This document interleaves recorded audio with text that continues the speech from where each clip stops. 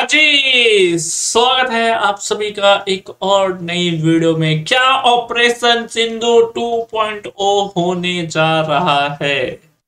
जी हाँ, क्या ऑपरेशन सिंदूर 2.0 एक बार फिर से लॉन्च होने वाला है। लगभग सरकार ने एक तरह से संदेश दे दिया है पूरी देश भर को, और इसी को लेके कहीं ना कहीं पाकिस्तान में एक खलबली भी फिर मचनी चालू हो चुकी है, क्योंकि जिस तरह का एक बार फिर से आतंकी हमला हुआ और दिल्ली में जिस तरह का प्लान करके ब्लास्ट किया गया, और केवल दिल्ली नहीं, जो पुलिस से जो खबरें आई है, जो न्यूज आई है कि केवल दिल्ली टारगेट पे नहीं था, देश के अलग अलग जगह पे भी टारगेट थे। उस तरह करके 32 गाड़ी टारगेट पे थी और इस तरह ब्लास्ट करना था। और उसमें इस ब्लास्ट का जैसे ही लिंक जैसे मसूद अजहर की बहन के साथ हुआ, जैसे मोहम्मद के साथ हुआ, वैसे ही ऑपरेशन सिंदूर 2.0 कहीं ना कहीं गाइस लॉन्च होने जा रहा है। ये होम मिनिस्टर अमित शाह का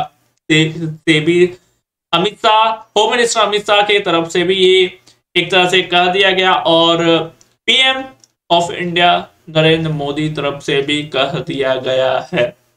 आपको पता होगा, जैसे ही दिल्ली 10 नवंबर शाम 7 बजे के आसपास दिल्ली में ब्लास्ट होता है, वहां पे होम मिनिस्टर फिर अमित शाह आते हैं। थोड़ी देर के बाद फिर पता चलता है ये ब्लास्ट हुआ, फिर जांच होती है।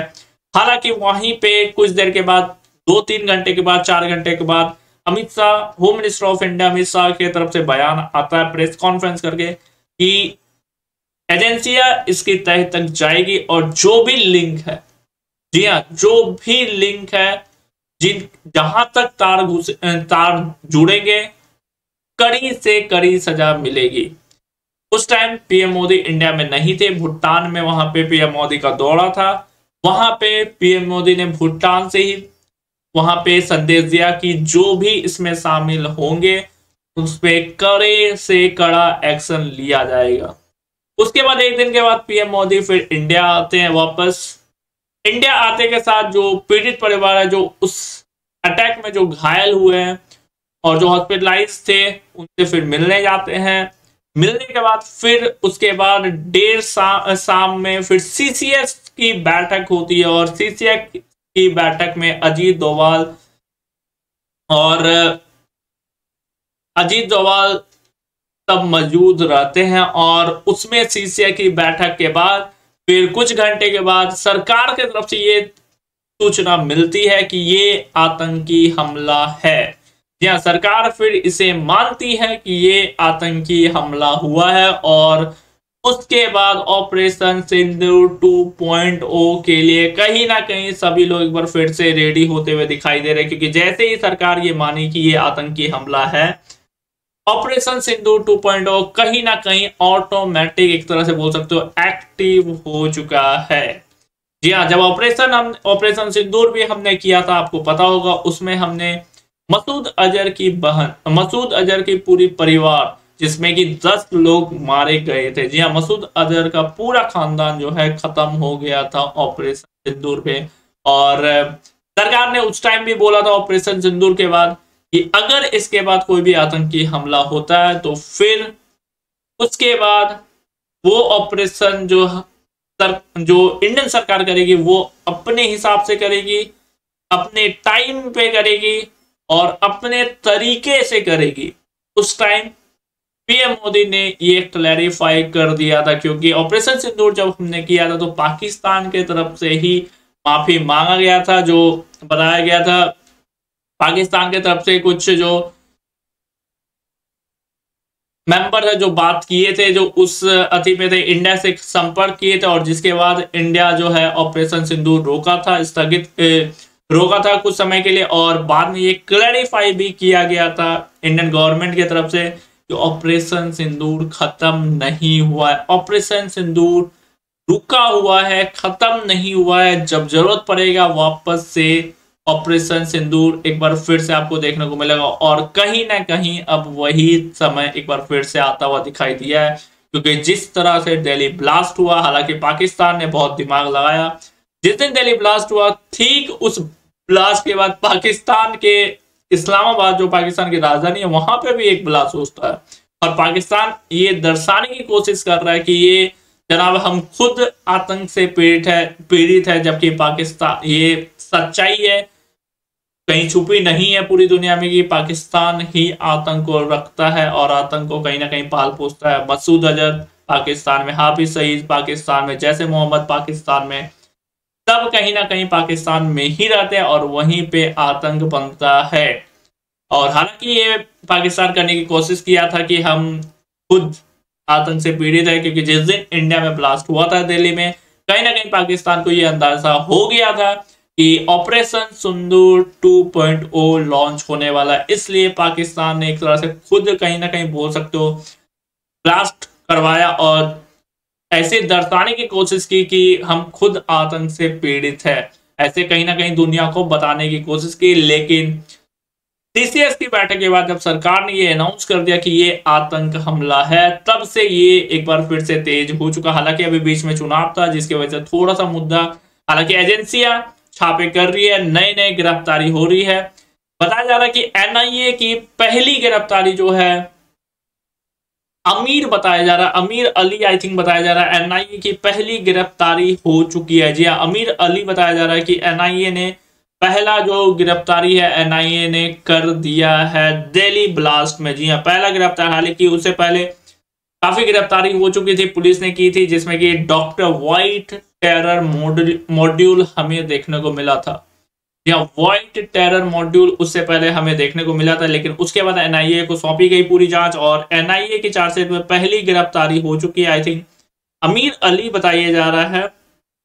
जी हाँ, अमीर अली आई थिंक बताया जा रहा है। जी हाँ, एक बार अगर मैं देख लूं तो एनआईए की पहली गिरफ्तारी हो चुकी है और जो कि बताया जा रहा है गाइस, अमीर अली ही आई थिंक बताया जा रहा है। ओके, एनआईए की पहली गिरफ्तारी हो चुकी है और एनआईए ने बताया दिल्ली सुसाइड बॉम्बर और कंप्लाइज में एनआईए ने पहली जो गिरफ्तारी की है उसका जो नाम आइडेंटिफाइड कर दिया गया है अमीर राशिद अली। जी हाँ, अमीर राशिद अली, एक रेसिडेंट ऑफ पैम्पोर इन जम्मू कश्मीर। तो जम्मू कश्मीर के हैं अमीर राशिद अली और उन्हें अरेस्ट किया है। An accomplice of the alleged Delhi suicide bomber doctor Umar Nabi was arrested on Sunday. Umar an-Nabi was arrested on Sunday by the anti-terror agency National Investigation from the national capital 6 days after the tragedy that claimed 13 lives जो दिल्ली में blast हुआ था उसके बाद से। तो NIA की तरफ से अब गिरफ्तारी चालू हो चुकी है। There was the first time probe agency that described Dr. Umar an-Nabi who was behind the wheel when the car exploded near the Red Fort on the November 10। ये तो हमें पता ही है कि जब कार ब्लास्ट हुआ था दिल्ली में तो वहां पे डॉक्टर उमर नबी उस कार में मौजूद थे और ये पूरी सच्चाई लेवल आ चुकी है कि डॉक्टर उमर नबी ने ही सुसाइड बॉम्बर बन के उस कार को ब्लास्ट किया है।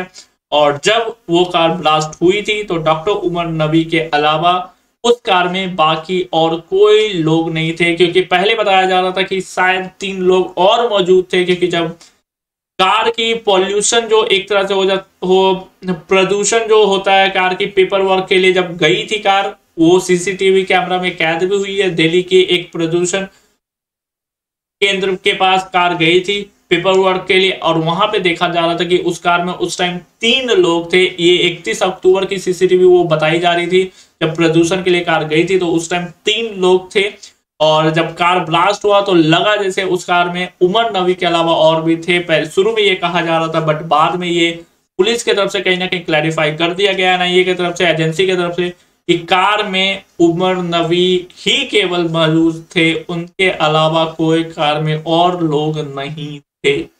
जी हाँ, उनके अलावा कार में और कोई लोग नहीं थे। ये एजेंसी की तरफ से कहीं ना कहीं क्लैरिफाई कर दिया है और उमर नबी ही सुसाइड बॉम्बर बन के कार को उड़ाए हैं। जी हाँ, उमर नबी ने ही जो दिल्ली ब्लास्ट हुआ है वहां पे सुसाइड बॉम्बर बन के कार को उड़ाए हैं। और अब कहीं ना कहीं ऑपरेशन सिंदूर 2.0 एक तरह से लेवल बोल सकते हो लॉन्च होने वाला है और कहीं ना कहीं इसी को लेके पाकिस्तान में अब बयानबाजी वापस से चालू हो चुकी है। हालांकि पाकिस्तान में एक बार फिर से कहीं ना कहीं खलबली मचनी चालू हो चुकी है, क्योंकि ऑपरेशन सिंदूर 2.0 कहीं ना कहीं लॉन्च होता हुआ दिखाई दे रहा है, क्योंकि सरकार की तरफ से कहीं ना कहीं आदेश, एक तरह से बोल सकते हो सरकार ने जैसे ही माना ये आतंकी हमला है, तब से ही कहीं ना कहीं ये चालू हो गया है कि ऑपरेशन सिंदूर 2.0 आपको देखने को मिल सकता है। लेकिन तब तक अपनी एजेंसी, देश की एजेंसी कहीं ना कहीं वो तह तक जाने की कोशिश कर रही है कि इसमें कितने लोग एक तरह से मिले हुए हैं। जी हाँ, इस दिल्ली ब्लास्ट कार में कितने लोग शामिल है कहीं ना कहीं, और ऐसे कितने डॉक्टर है इंडिया में जो व्हाइट टेरर मॉड्यूल में शामिल है। कहीं ना कहीं एजेंसियां जो है उसकी तय तक जाने की कोशिश कर रही है। ये फिलहाल अपडेट्स है, अभी के लिए फिलहाल इतना ही। मिलते हैं नेक्स्ट वीडियो में। लाइक एंड सब्सक्राइब सारे भाई लोग कर देना गाइस।